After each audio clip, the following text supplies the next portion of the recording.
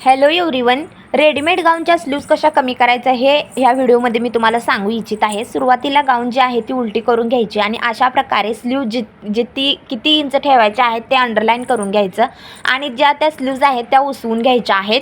आणि एक महत्त्वाची इम्पॉर्टंट टिप्स म्हणजे ज्यावेळेस तुम्ही स्लीव्ज कट करताना अशा वेळेस तुम्हाला काय करायचं आहे, ती मुंड्याच्या बाजूने अजिबात कट करायची नाही, नाहीतर मुंड्याचा जो शेप आहे तो पूर्णपणे निघून जातो, म्हणजेच ते पूर्ण बिघडूनच जातं।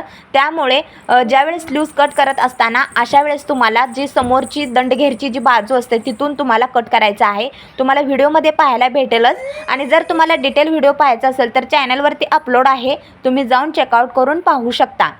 बघू शकता इथं मी स्लीव्ज अशा प्रकारे कट करत आहे। अशा प्रकारे जर तुम्ही कट केलात तर तुमच्या रेडीमेड गाऊनची फिनिशिंग अगदी परफेक्ट येते। तर व्हिडिओ कसा वाटला, आवडला तर लाईक करा, चॅनलवर नवीन आला असाल तर सबस्क्राईब करा। चला बाय।